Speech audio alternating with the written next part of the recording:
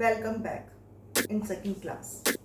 Students, today's topics are Ohm's law and factors affecting the resistance of a conductor. Ohm's law.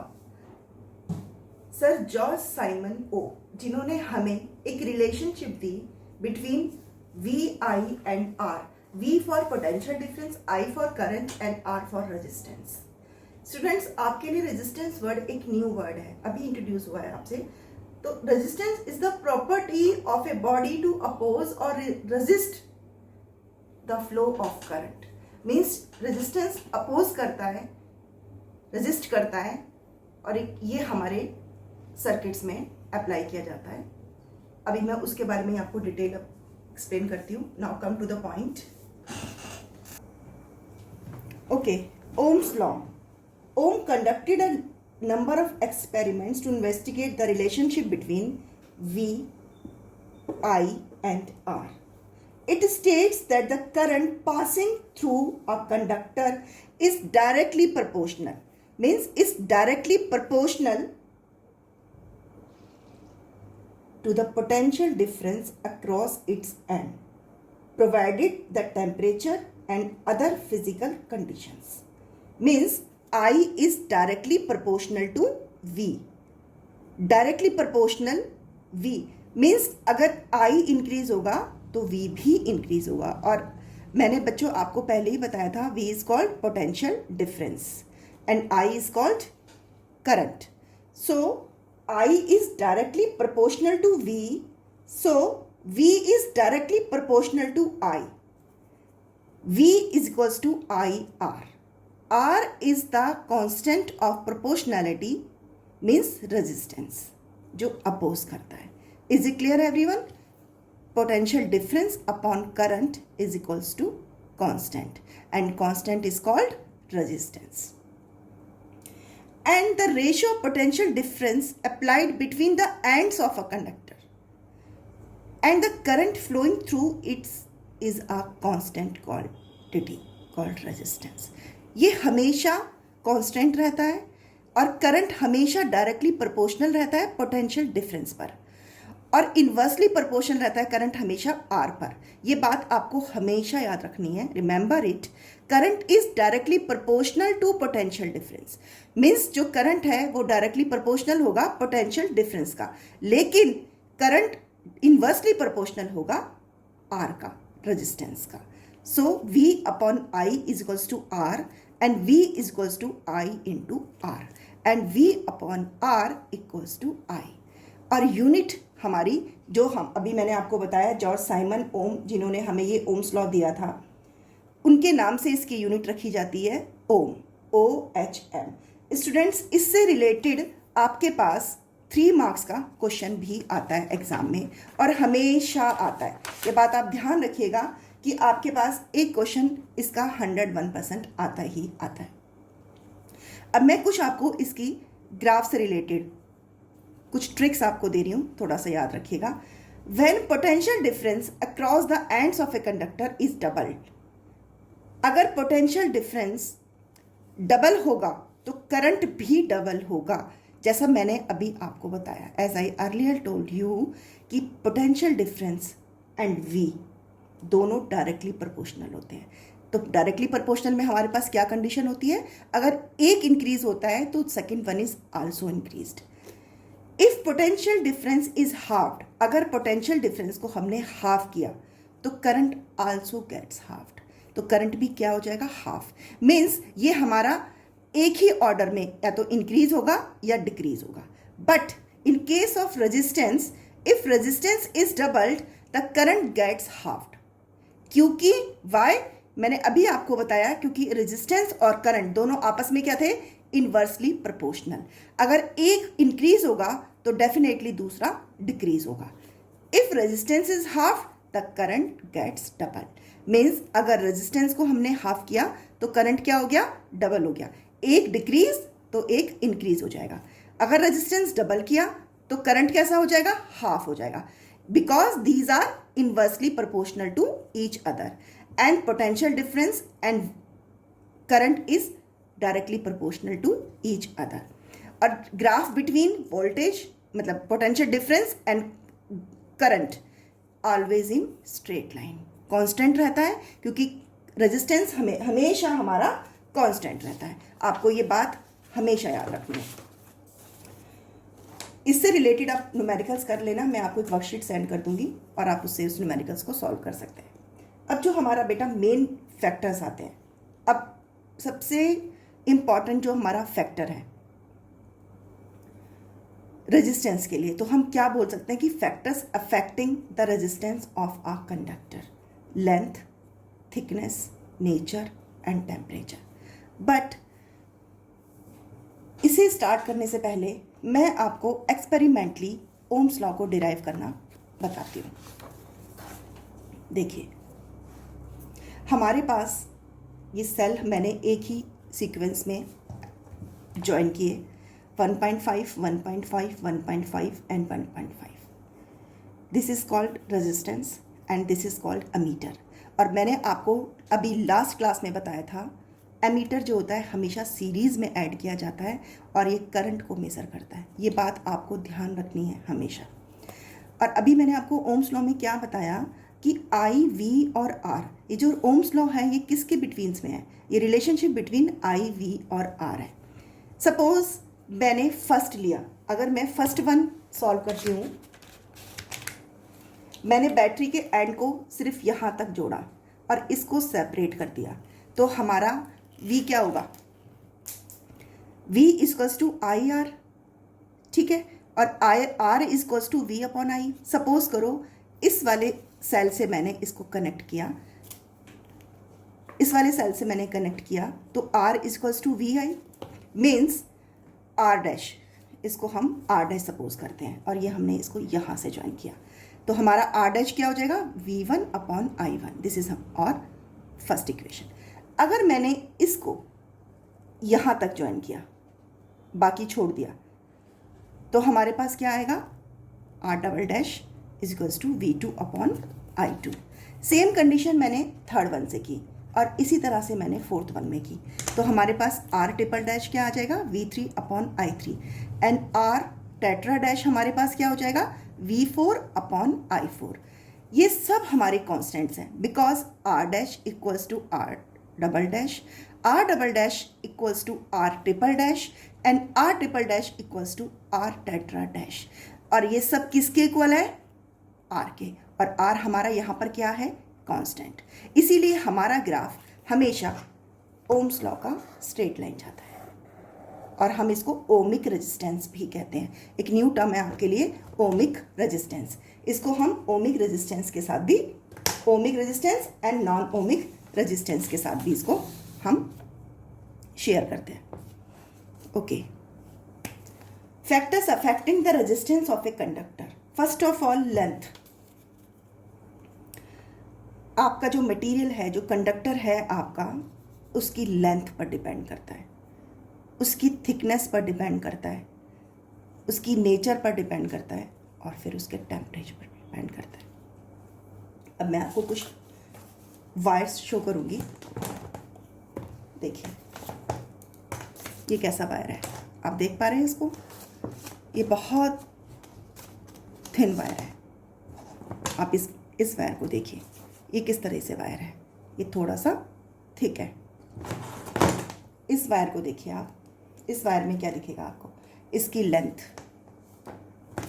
ये इसकी length. मैंने कुछ wires आपके लिए कलेक्ट किए हैं, आप इन्हें ध्यान से देखिए। ये भी थिक वायर है बट इसकी जो लेंथ है वो कम है। अब मैं आपको इसको छोटा सा एक्सपेरिमेंट तो हम नहीं कर सकते क्योंकि हमारे पास लैब नहीं है, लेकिन मैं ट्राई करती हूँ कि आपको मैं ओरली इन्हीं वायर्स के थ्रू आपको ये कंसेप्ट मैं क्लियर कर सकूँ। आप बहुत ध्यान से इस कंसेप्ट को सुनेंगे। देखिए बेटा, मैं अभी आपको एरिया ऑफ क्रॉस सेक्शन बताती हूँ। पहले देखिए इस वायर की थिकनेस देखिए, ये एक थिन वायर है और एक ये हमारा वायर है जो एक थिन और एक थिक है, एक पतला है और एक मोटा वायर है। इनके area of cross section means जो इनका एरिया, इनका जो डायमीटर है वो दोनों का डिफरेंट है। इन्हीं केसेस पर हमारा ये रेजिस्टेंस वर्क करता है। किस तरह से? देखिए लेंथ, अभी मैंने आपको दिखाया था एक वायर है जिसकी लेंथ बहुत बड़ी है, ये देखिए इसकी लेंथ काफ़ी बड़ी है। अब बेटा ध्यान रखना इस बात को, अगर लेंथ ज़्यादा होती है, लेंथ रेजिस्टेंस हमेशा डायरेक्टली प्रोपोर्शनल होता है लेंथ के। जिस तरह अभी हमने ओम्स लॉ में पढ़ा था, V is directly proportional to I, और फैक्टर्स में क्या आएगा कि R is directly proportional to length.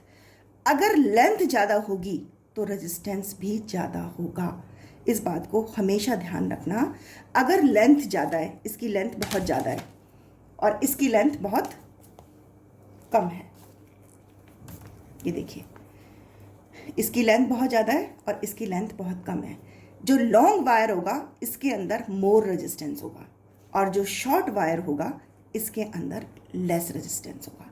Always remember R is directly proportional to L, और जब डायरेक्टली प्रोपोर्शनल होगी तो क्या होगा, हमारा एक दूसरों के साथ कंपेयर में दोनों इंक्रीजिंग ऑर्डर में जाएंगे या डिक्रीजिंग ऑर्डर में जाएंगे।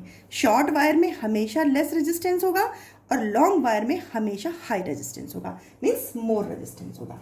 Is it clear everyone? Clear हो गया आपको? इसके बाद आता है हमारा area of cross section.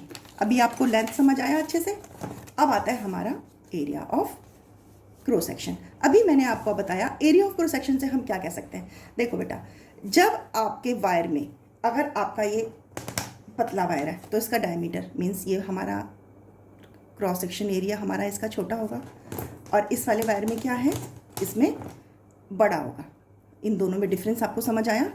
Means effect of area of cross section of the conductor is inversely proportional, means R is always inversely proportional to its area of cross section।